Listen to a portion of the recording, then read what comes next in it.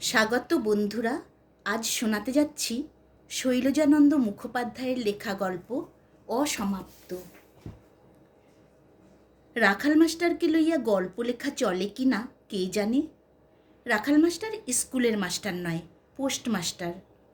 আমি গল্প লিখি এবং সেই সব গল্প কাগজে ছাপা হয় শুনিয়া অবধি রাখাল মাস্টার আমায় কতদিন কতবার যে তাহাকে লইয়া একটা গল্প লিখিয়া দিতে বলিয়াছে তাহার আর ইয়ত্তা নাই। একটি একটি করিয়া সে তাহার জীবনের প্রায় সমস্ত ঘটনাই আমাকে বলিয়াছে, কিন্তু সেগুলিকে পরের পর সাজাইয়া কেমন করিয়া যে গল্পের আকারে লিখিয়া ফেলিব তাহা আমি আজও ঠিক করিয়া উঠিতে পারি নাই। এই বলিয়া গল্পটি একবার আরম্ভ করিয়াছিলাম।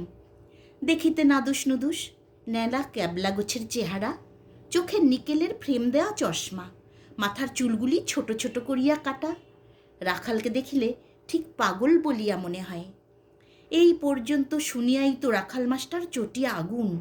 বলিল, না, তোকে লিখতে হবে না, তুই যা। মিছে কথা বানিয়ে বানিয়ে এমনি করেই লিখিস তোরা, তা আমি জানি বলিয়া খানিকক্ষণ মুখ ভারী করিয়া বসিয়া থাকিয়া চশমার ফাঁকে একবার চোখ দুইটি তুলিয়া বলিল, যা বাপু যা, তুই এখন বিরক্ত করিস নে, আমার হিসেবে ভুল হয়ে যাবে, বেরো তুই এখান থেকে। বলি, চটো কেন মাস্টার, শোনোই না শেষ পর্যন্ত। হ্যাঁ, খুব শুনেছি বলিয়া কলমটা মাস্টার তাহার কানে গুজিয়া রাখিয়া সোজা সুজি আমার মুখের পানে তাকাইয়া বলিল, পাগল কাকে বলে জানিস? না অমনি লিখে দিলেই হলো? হাসিয়া বলিলাম, পাগল তো লিখিনি, লিখেছি পাগলের মতো। ওই একই কথা বলিয়া হাত নাড়িয়া আমাকে সে চুপ করাইয়া দিয়া বলিল, পাগল বলে কাকে জানিস? পাগল বলে তোদের গায়ে ওই নিবারণ মুখুজ্জকে। 24 ঘন্টা বউ আর বউ। সেদিন বললাম, বলি, ওহে নিবারণ, বসো, তামাক টামাক খাও। ঘাড় নেড়ে বললে, না ভাই, উঠি, বেলা হয়ে গেছে, বউ বকবে। ওই ওদের বলে পাগল, বুঝলি? বলিয়া কান হইতে কলমটি আবার তাহার হাতে লইয়া নিশ্চিন্ত মনে মাস্টার তাহার কাজ আরম্ভ করিতেছিল। হঠাৎ কি মনে হইল, আবার মুখ তুলিয়া চাহিয়া বলিল, মিছে কথা না লিখলে তোদের গল্প লেখা হয় না। তবে কাজ নেই বাপু, লিখে। মিছে কথা আমি ভালোবাসি না। সেই দিন হইতে কিছুই আর লিখি নাই। ধানের মাঠের উপর দিয়া প্রায় ক্রোশখানেক পথ হাঁটিয়া প্রকাণ্ড একটা বন পার হইয়া গ্রামের শেষে গুটি কয়েক আম গাছের তলায় ছোট্ট সেই পোস্ট অফিসটিতে প্রায়ই আমাকে যাইতে হয়। কোনো দিন হয়তো দেখি দরজায় খিল বন্ধ করিয়া পোস্ট অফিসের মেঝের উপর তালপাতার একটি চাটাই বিছাইয়া রাখাল মাস্টার তাহার হিসাব লইয়া ব্যস্ত হইয়া পড়িয়াছে। চারিদিকে কাগজ ছড়ানো, উড়িয়া যাইবার ভয়ে কোনোটার উপর প্রকাণ্ড একটা মাটির ঢেলা, কোনোটার উপর আস্ত একখানা ইট, কোনোটা বা পায়ের নিচে চাপা দেওয়া। মুখে বিরক্তির ভাব, ঝড় বাতাসের উদ্দেশ্যে যাহা মুখে আসিতেছে তাই বলিয়া অশ্লীল ভাষায় গালাগালি দিতেছে আর আপন মনেই কাজ করিতেছে। হাসি আর কিছুতেই চাপিয়া রাখিতে পারি না। অবশেষে অতি কষ্টে হাসি চাপিয়া বলি, ওহে মাস্টার, দরজাটা একবার খুলবে নাকি? আর যায় কোথা, ভিতর হইতে মাস্টারের চিৎকার শোনা গেল, তা আবার খুলব না? সময় নেই, অসময় নেই, বেরো বলছি, পালা এখান থেকে, নইলে খুন করে ফেলবো। ব্যাস, চুপ। কাগজের খুসখুস শব্দ ছাড়া আর কোনো শব্দ নাই। কিয়ৎক্ষণ পরে ভাবিলাম আর একবার ডাকি, কিন্তু ডাকিতে হইল না। জানালার কাছে খুট করিয়া শব্দ হইতেই তাকাইয়া দেখি রাখাল মাস্টার কোমরে হাত দিয়া দাঁড়াইয়া আছে। চোখাচোখি হইবা মাত্র বলিয়া উঠিল, 13.5 আনা পয়সার গোলমাল, বুঝলি? আসুক বেটা পিয়ন, আমি তার চাকরির মাথাটি খেয়ে দিচ্ছি, দেখ। অত সব দেখিবার অবসর তখন আমার নাই। সন্ধ্যা হইয়া আসিতেছে, অতখানা পথ আবার আমায় একা ফিরিয়া যাইতে হইবে। বলিলাম, দোরটা একবার খোলো মাস্টার, চিঠিপত্রগুলো দেখেই আমি চলে যাব। কেন জানি না হঠাৎ সে প্রসন্ন হইয়া দরজা খুলিয়া দিল। ভিতরে ঢুকিলাম। সেদিনের ডাকের চিঠিপত্রগুলো ছিল একটি খাটিয়ার নিচে। রাখাল মাস্টার বাড়াইয়া দেখাইয়া দিয়া বলিল, দেখিস যেন আর কারো চিঠি নিস নে। অবাক হইয়া তাহার মুখের পানে তাকাইলাম। এমন কথা সে আমাকে কোনো দিন বলে না। মাস্টার বলিল, কত সব মজার মজার চিঠি থাকে তা জানিস? তুই তো কোন ছাড়, খামটাম খোলা টোলা পেলে এক একদিন আমিই দেখিনি, দেখে আবার বন্ধ করে দিস, শুনবি তবে? একদিন একটা মেয়ে লিখেছে বলিয়া সে শতচ্ছিন্ন দড়ির খাটিয়াটির উপর চাপিয়া বসিয়া হয়তো কোনো মেয়ের চিঠির গল্প আরম্ভ করিতেছিল। আমার মাত্র দুখানি চিঠি হাতে লইয়া বলিলাম, থাক, ও গল্প তোমার আর একদিন শুনবো, আজ উঠি। তা উঠবি বই কি, নিজের কাজ সারা হয়ে গেছে তো, যা বলিয়া সে একরকম জোর করিয়াই আমার ঘাড়ে ধরিয়া দরজাটা পার করিয়া দিয়া আবার ভিতর হইতে খিল বন্ধ করিয়া দিল। আর একদিন অমনি চিঠির খোঁজে ডাকঘরে গিয়াছি, দেখিলাম দরজা বন্ধ। ভিতরে স্বামী স্ত্রীতে ঝগড়া শুরু হইয়াছে, তুমুল ঝগড়া। কি লইয়া ঝগড়ার সূত্রপাত বাহির হইতে কিছুই বোঝা গেল না। রাখাল মাস্টার ক্রমাগত নিজেকে সাধু প্রতিপন্ন করিবার চেষ্টা করিতেছে, আর স্ত্রী বলিতেছে, না, তুমি সাধু নাও, তুমি ভণ্ড, তুমি বদমাস, তুমি শয়তান। অবশ্য মুখ দিয়া যে ভাষা তাহাদের অনর্গল বাহির হইতেছে তাহা শুনিলে কানে আঙ্গুল দিতে হয়। দুজনেই সমান, যেমনি স্বামী তেমনি স্ত্রী, কেহই কম যান না। নিতান্ত অসময়ে আসিয়া পড়িয়াছি, একবার ভাবিলাম চলিয়া যাই, আবার ভাবিলাম এতখানা পথ হাঁটিয়া আসিয়া ডাক না দেখিয়াই বাড়ি ফিরিয়া গেলে আফসোসের আর বাকি কিছু থাকিবে না, যা থাকে কপালে বলিয়া কাশিয়া গলাটা একবার পরিষ্কার করিয়া লইয়া ডাকিলাম, মাস্টার। উভয়েরই গলার আওয়াজ তৎক্ষণাৎ বন্ধ হইয়া গেল। এত সহজে বন্ধ হইবে ভাবি নাই। দরজা খুলিয়া রাখাল মাস্টার মুখ বাড়াইয়া বলিল, ও তুই আয়, তোর আজ মেলা চিঠি। মাসের প্রথম কয়েকখানা মাসিকপত্র আসিয়াছিল, হাতে লইয়া সেদিন আর দেরি না করিয়াই উঠিতেছিলাম। রাখাল মাস্টার বলিল, বস, কথা আছে। বাধ্য হইয়া বসিতে হইল। জিজ্ঞাসা করিলাম, কি কথা? মাস্টার বলিল, শুনেছিস ঝগড়া আমাদের? বলিলাম, শুনেছি, কিন্তু বুঝতে কিছু পারিনি। মাস্টার তিরস্কার করিতে লাগিলেন, বুঝতে পারিসনি কীরকম? তুই না গল্প লিখিস, এ তো একটা কচি ছেলেতেও বুঝতে পারে। কি জবাব দিব বুঝিতে না পারিয়া চুপ করিয়া রহিলাম। মাস্টার বলিল, শোন তবে, ও হতভাগী যদি অমনি করে তো ওর মুখে আমি নুরো জেলে দেব না তো কি করব? অন্তরাল হইতে মাস্টার গিন্নির কণ্ঠস্বর শোনা গেল, হ্যাঁ, তা আবার দেবে না, মরি মরি, কি গুণের স্বামী গো। ওই শোন বলিয়া আঙ্গুল বাড়াইয়া মাস্টার বলিল, গলার আওয়াজ শুনেছিস? কাঠে যেন চোট মারছে। এবারেও গৃহিণী কি যেন বলিলেন, কিন্তু কথাটা ভালো বুঝা গেল না। মাস্টার তখন বলিতে লাগিলেন, শোন তবে, আসল কথাটাই বলি। একদিন একটা খামের চিঠি দেখলাম, মুখটা ভালো করে আটা হয়নি, সরিয়ে রাখলাম। এই গায়েরই চিঠি, নিতাই গাঙ্গুলি কয়লা খাদে চাকরি করে, লিখেছে তার বউয়ের কাছে। নিতাইয়ের বয়স এই তোদের বয়সই হবে, ছোকরা বয়স, বউটিও তেমনি। ভাবলাম পড়েই দেখি কি লিখেছে। আহ, সে কি লেখা রে! হ্যাঁ, বিয়ে করা সার্থক, বউকে যদি অমনি চিঠি না লিখতে পারলাম, আর ওই দেখ আমার বাড়িতে, বলিয়া মাস্টার আর একবার তাহার গৃহিণীর উদ্দেশ্যে আঙ্গুল বাড়াইয়া বলিল, ওকে চিঠি লিখব কি, বিয়ে করা স্তক, আজ পর্যন্ত মুখে আমার লাথি ঢাটাই মারছে, যেমন প্যাঁচার মতন চেহারা তেমনি গুণ।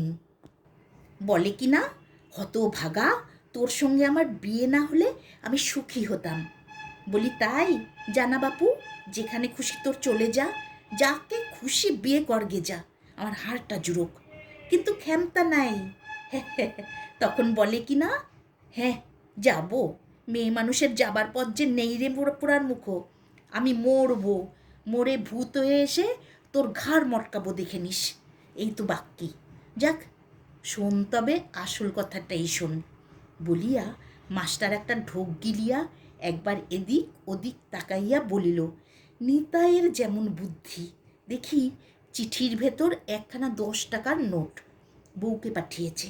ভাবলাম নোটখানা দিই মেরে, ধরবার ছোবার তো কিছু নেই। তখন আমার সংসারে যা কষ্ট রে, সে আর কি বলবো। 25টি টাকা মাইনে, তাই থেকে বোনের দত্ত পাঠালাম 10 টাকার, বাকি 15টি টাকায় আর কদিন চলে। বাস নোটখানা সরিয়ে রেখে খেতে গেলাম। খেতে বসে ভাত আর রোচে না, হাত যেন আর মুখে উঠতেই চায় না, খালি খালি ওই নোটটার কথাই মনে হয়। বলি, না বাবা, এ অস্বস্তিতে কাজ নাই। আধ খাওয়া করে উঠে পড়লাম। বউ বললে, ও কি গো, এ আবার কি ঢং? বললাম, থামো। বাস তৎক্ষণাৎ উঠে গিয়ে নোটখানা আবার তেমনি খামের ভিতর পুরে আঠা দিয়ে এঁটে নিজের হাতে নিয়ে বেরিয়ে পড়লাম। নিতাই গাঙ্গুলির দরজায় গিয়ে ডাকলাম নিতাইয়ের বউকে। বউ ছেলে মানুষ, কিছুতেই আসতে চায় না। বললাম, এসে ওই দরজার পাশে দাঁড়াও মা, তাহলেই হবে, আমি পোস্টমাস্টার। নিতাইয়ের বউ ঘোমটা টেনে এসে দাঁড়ালো। বললাম, এই নাও মা, তোমার চিঠি নাও, চিঠির ভেতর 10 টাকার একটি নোট আছে। চিঠিখানি বউ হাতে করে নিলে। বললাম, নিতাইকে বারণ করে দিও বৌমা, এমন করে টাকা পাঠালে টাকা মারা যায়। ঘাড় নেড়ে বউ বললে, বেশ। বাব্বা, বাঁচলাম। এতক্ষণে নিশ্চিন্ত হয়ে বাসায় ফিরে এসে বললাম, দাও এবার ভাত দাও, খাবো। বউ জিজ্ঞেস করলে, কি হয়েছে বলো দেখি। আগা গোড়া সব কথা বললাম বউকে। বউ বলে কি জানিস? কি বলে বলিয়া মাস্টারের মুখের পানে তাকাইয়া রহিলাম। মাস্টার হাসিল, বলিল, তবে আর তুই লেখক কিসের রে? বলিয়াই মাস্টার আবার আরম্ভ করিল, পোড়ার মুখী, বলে কি না, ওরে আমার কেড়ে সাধু শ্যাওড়া গাছ, টাকা তুমি নেলে না কেন? ব্যাস এই নিয়ে হলো ঝগড়া, বুঝলি এবার? ঘাড় নাড়িয়া বলিলাম, হ্যাঁ বুঝলাম। মাস্টার রাগিয়া উঠিল, বলিল, ছাই বুঝলি, কিছুই বুঝিসনি, বুঝেও কি তুই ওকে নিয়ে আমাকে ঘর করতে বলিস? হাসিয়া বলিলাম, কি বলবো তাহলে? কি বলবি বলিয়া মাস্টার আমার মুখের পানে তাকাইয়া দাঁত কিশমিশ করিয়া বলিল, বলবি খ্যাংরা মেরে বাড়ি থেকে দূর করে দিতে। পোস্ট অফিস ও মাস্টারের ফ্যামিলি কোয়ার্টারে মাত্র একটি দেয়ালের ব্যবধান।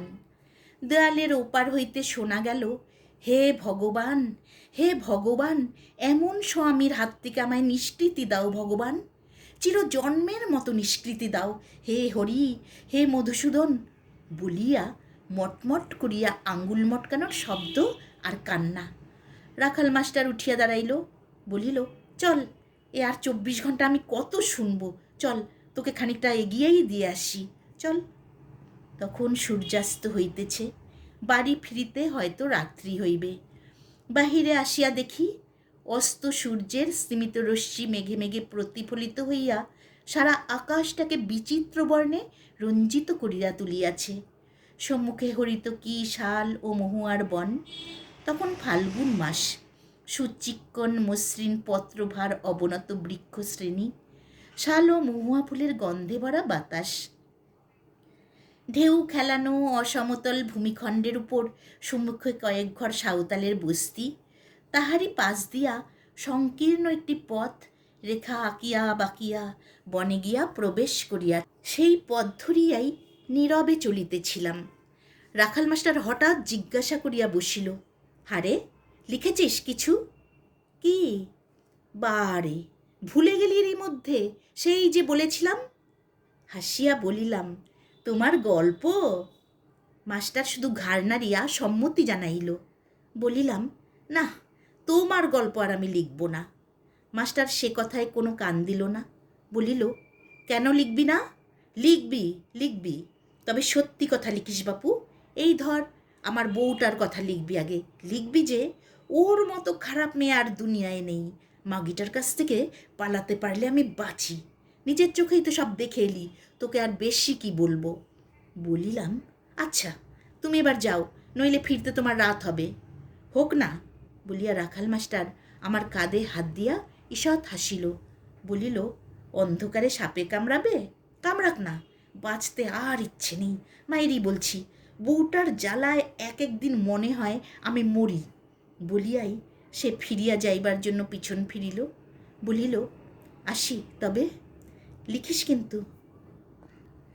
সম্মতি দিয়া তো বাড়ি ফিরিলাম। লিখিবার চেষ্টাও যে করি নাই তাহা নয়, লিখিয়াছিলাম। 25টি টাকা মাত্র বেতন। রাখাল মাস্টারের পোস্টমাস্টারই করিবার কথা নয়, অদৃষ্টের বিড়ম্বনা। বড়লোকের ছেলে নয়, ছেলে নিতান্ত গরিবের, তাও যদি বাবা বাঁচিয়া থাকিতেন। শৈশবে পিতৃহীন বালক, মামার বাড়িতেই মানুষ। মামা মস্ত বড়লোক, প্রকাণ্ড অট্টালিকা, দাসদাসী লোকজন, তিনটি মোটর কার। তাহারই একটিতে চড়িয়া প্রত্যহ বৈকালে রাখাল বেড়াইতে যায়। যেমন পোশাক তার তেমনি চেহারা।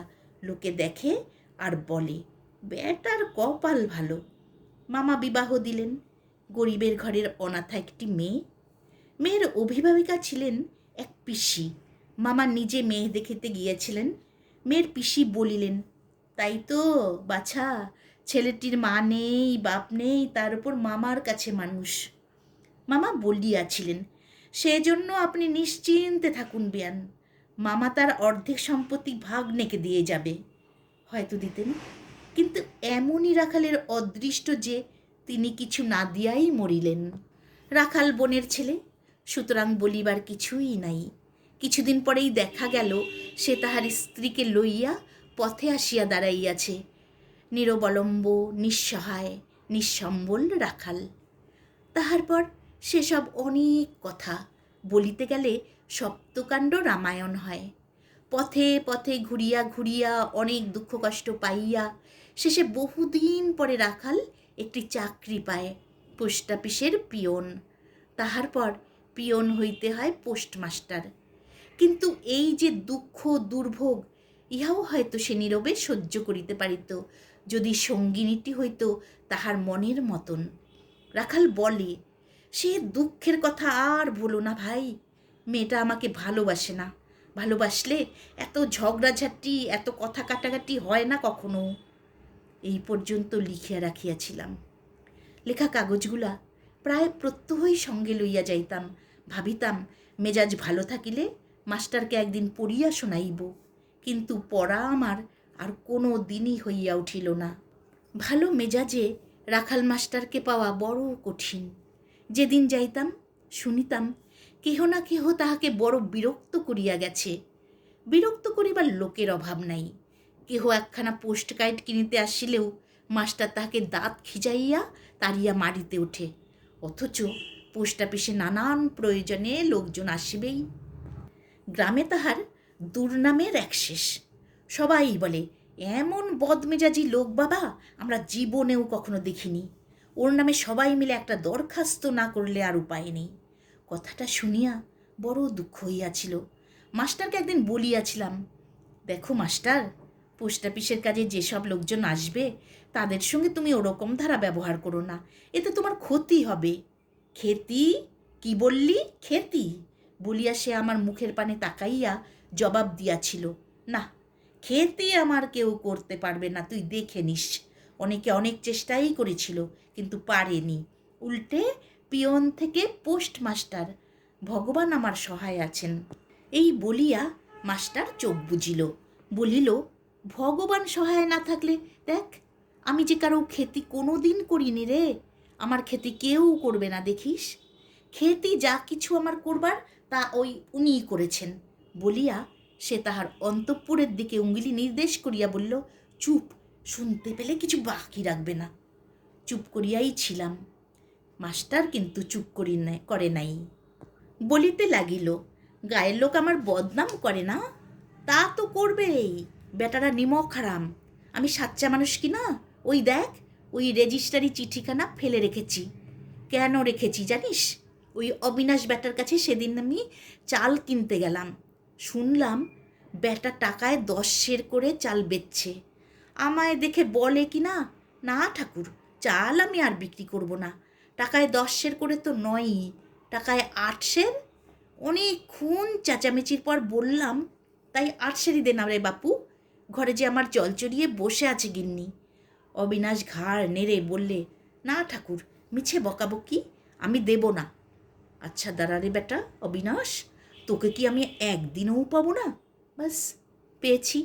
রেজিস্ট্রি চিঠি একখানা এসেছে বেটার নামে, আজ 2 দিন হলো, ওইখানেই পড়ে আছে। থাক বেটা ওইখানে পড়ে। বলিলাম, কিন্তু এ তোমার অন্যায় মাস্টার। অন্যায় বলিয়া মাস্টার আমার মুখের পানে কটমট করিয়া তাকাইয়া বলিল, তবে আর তুই লেখক কিসের রে? কি আর বলিব, চুপ করিলাম। কিন্তু রেজিস্ট্রি চিঠি ফেলিয়া রাখা যে অন্যায় সে কথা বোধ করি রাখাল মাস্টার ভুলিতে পারিল না।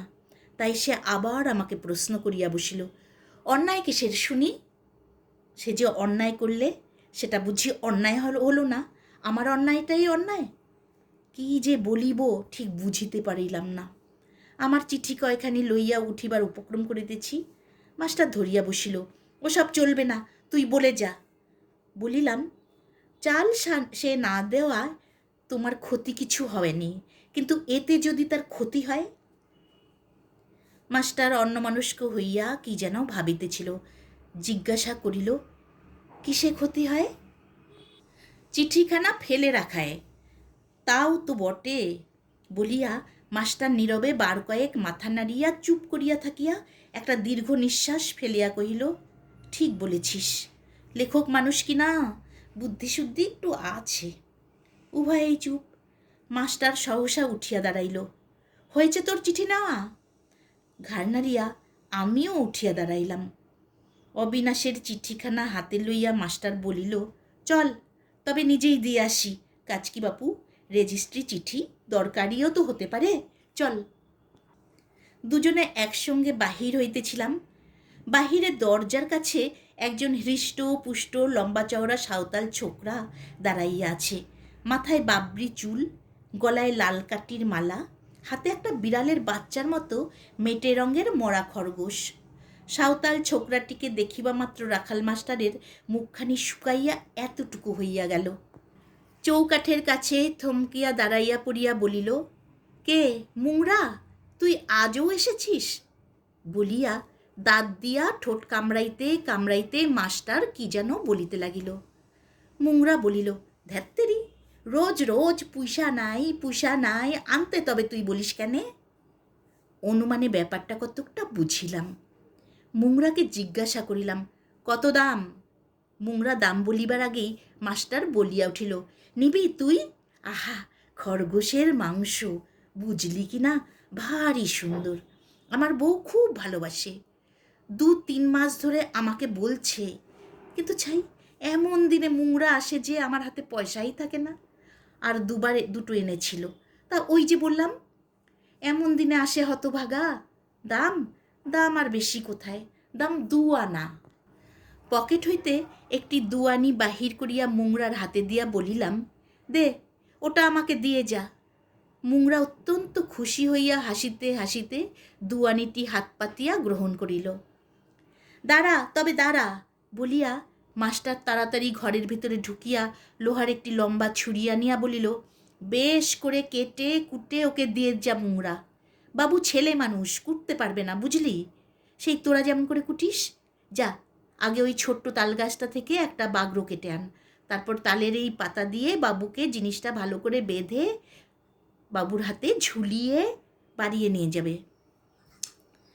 সমুখের ছোট তালের গাছ হইতে একটা বাগড়ো কাটিয়া আনিয়া মুংরা খরগোশ কাটিতে বসিল। মাস্টারের রেজিস্ট্রি চিঠি দিতে যাওয়া আর হইল না। বলিল, থাক, পিয়নের হাতে পাঠাইলেই চলবে বলিয়া চৌখাটের উপর চাপিয়া বসিয়া বলিতে লাগিল, মামার বাড়ি যখন ছিলাম বন্দুক নিয়ে প্রায়ই শিকার করতে যেতাম বটে, কিন্তু একটা পাখিও কোনো দিন মারতে পারিনি। গুলি ছুড়তাম, ছোড়বার সময় মনে হতো, আহা, কেন মারব, বাস হাত যেত কেঁপে আর শিকার যেত ফসকে। একদিন একটা কুকুর মেরেছিলাম, মামার ছিল পায়রার শখ, বুঝলি? বলিয়া মাস্টার চোখ বুজিয়া চুপ করিল। বিগত দিনের সুকৈশোর্যের স্মৃতি বোধহয় তার মনে পড়িল। কিয়ৎক্ষণ পরে চোখ চাহিয়া বলিল, বাড়িতে অনেকগুলি পায়রা ছিল, নানান রকমের পায়রা। একদিন একটা পায়রাকে বুঝি বেড়ালে ধরেছিল। পায়রাটা খুঁড়িয়ে খুঁড়িয়ে চলতো, ভালো করে উঠতে পারতো না। পাশের বাড়ির সুরেশের পোষা কুকুরটা একদিন ঝপ করে এসে তার ঘাড় ধরে ঝাঁকানি দিয়ে পায়রাটাকে মেরে দিল। আমার রাগ হয়ে গেল, জানিস তো আমার রাগ। বাস তৎক্ষণাৎ বন্দুক বের করে চালালাম গুলি, দরাম করে লাগলো গিয়ে কুকুরটার পেটে। কাই কাই করে সে কি তার কান্না। ছুটে পালাবার চেষ্টা করেছিল, আবার গুলি, বাস খতম। কুকুরটা ছটফট করতে করতে গো গো করে আমার চোখের সম্মুখে মারা গেল। উফ, সে কি দৃশ্য বলিয়া মাস্টার একবার শিহরিয়া উঠিয়া দুই হাতে মুখ ঢাকিয়া বলিল, সেই যে বন্দুক ছেড়েছি, জীবনে আর কোনো দিন। এই বলিয়া সেই যে সে মুখ ঢাকা দিয়া চুপ করিয়া রহিল, অনেকক্ষণ অবধি সে আর কথা কহিল না। তাহার গল্পটা আমার পকেটে পকেটেই ফিরিত। ভাবিলাম ইহাই উপযুক্ত সময়ে। বাহির করিয়া বলিলাম, গল্প তোমার খানিকটা আমি লিখেছি, শোনো। মুখের ঢাকা খুলিয়া মাস্টার বলিল, পড়।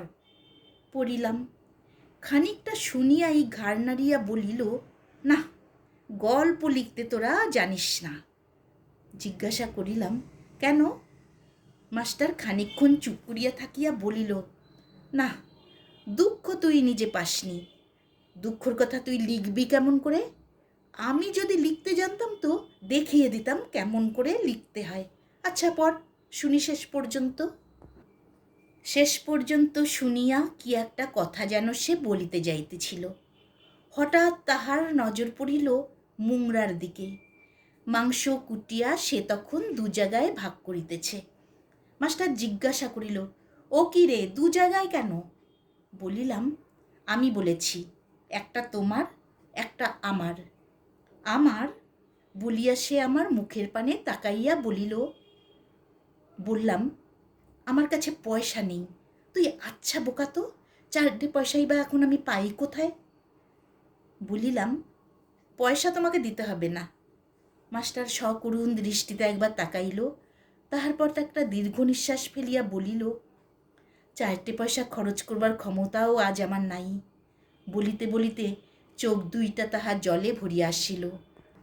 বলিল, দাঁড়া, গিন্নিকে দেখিয়ে আনি। বলিয়া একটা ভাগ সে দুহাত দিয়া তুলিয়া লইয়া ভিতরে গিয়া হাঁকিতে লাগিল, গিন্নি, ও গিন্নি। সেই অবসরে আমার ভাগটা লইয়া আমি পলায়ন করিলাম। যথাসম্ভব দ্রুত পদে অনেকখানি পথ চলিয়া আসিয়াছি। এমন সময়ে পশ্চাতে ডাক শুনিয়া তাকাইয়া দেখি রাখাল মাস্টার ছুটিতে ছুটিতে আমার পিছু ধরিয়াছে।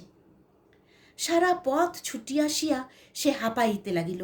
বলিল, পালিয়ে এলে যে, তোকে একবার আসতে হবে। বলিয়া সে আমার হাতখানি চাপিয়া ধরিল। বলিলাম, না, রাত হয়ে যাবে, আমি আর যাব না। মাস্টার কিছুতেই ছাড়িবে না। বলিল, উহু, যেতেই হবে তোকে। ব্যাপার কিছু বুঝিলাম না, বাধ্য হইয়া ফিরিতে হইল। হাতে ধরিয়া আমাকে পোস্ট অফিসের ভিতর লইয়া গিয়া মাস্টার হাঁকিল, ধরে এনেছি গিন্নি, ওগো ও শ্রীমতী, কোথায় গেলে? মাথায় একটুখানি ঘোমটাটা নিয়া শ্রীমতী আসিয়া দাঁড়াইল। এক হাতে 1 গ্লাস জল, আর এক হাতে ছোট একটি পাথরের বাটিতে খানচারেক বাতাসা। মাস্টার বলিল, একটু জল। পাছে দুঃখ পায় বলিয়া বাতাসা কয়টি চিবাইয়া জল খাইলাম। মাস্টার হাঁকিল, পান, পান কোথা? বলিয়াই সে নিজের ভুল শুধরাইয়া লইল। বলিল, ও, পান তো নেই বাড়িতে, পান আমরা দুজনেই খাই না। আচ্ছা দাঁড়া দেখি। বলিয়া কি যেন আনিবার জন্য মাস্টার ভিতরে যাইতেছিল, কিন্তু তাহাকে যাইতে হইল না। পিতলের একটি রেকাবির উপর 4টি কাটা সুপারি ও কতগুলি মৌরি লইয়া হাসিতে হাসিতে তাহার স্ত্রী ঘরে ঢুকিল। রেকাবি হইতে সুপারি লইয়াতে গিয়া একবার চাহিয়া দেখিলাম আয়ত 2টি চক্ষু, ম্লান একটুখানি হাসি, গৌরবর্ণ কৃষাঙ্গী যুবতী। দেখিলে সুন্দরী বলিয়া ভ্রম হয়। তবে সৌন্দর্য যে তাহার একদিন ছিল, তাহাতে আর কোনো সন্দেহ রইল না। দুঃখে দারিদ্র্যে সে সৌন্দর্য আজ তাহার ম্লান হইয়া গিয়াছে। ভাবিলাম, গল্পে যে জায়গায় তাহাকে কুৎসিত লিখিয়াছি, সেই জায়গাটা কাটিয়া দেব। বলিলাম, নমস্কার, আজ আসি। মাস্টার গৃহিণী হাসিয়া প্রতি নমস্কার করিল না, কোনো কথা বলিল না। ম্লান একটু হাসিয়া মাত্র তাহার জবাব দিল। এ মেয়ে যে কেমন করিয়া মাস্টারের জীবন দুর্বহ করিয়া তুলিতে পারে, তাহাই ভাবিতে ভাবিতে বাহির হইয়া আসিলাম। মাস্টারও আমার সঙ্গে সঙ্গে চলিতে লাগিল। কিয়দ্দূর আসিয়া মাস্টার হাসিয়া আমার কাঁধে হাত দিয়া জিজ্ঞাসা করিল, দেখলি? কি দেখিলাম সে প্রশ্ন করিবার প্রয়োজন বোধ করিলাম না। ঘাড় নাড়িয়া বলিলাম, হ্যাঁ। মাস্টার বলিল, দেখ, আমার গল্পের ভেতরে সেই যে এক জায়গায় লিখেছিস ও আমাকে ভালোবাসে না, ওটা কেটে দিস। বলিলাম, নিশ্চয়ই। ভাবিলাম গল্পটা আগা গোড়া ছিঁড়িয়া ফেলিয়া আবার নূতন করিয়া লিখিব। ব্যাস, আমার গল্প এখানেই শেষ হলো।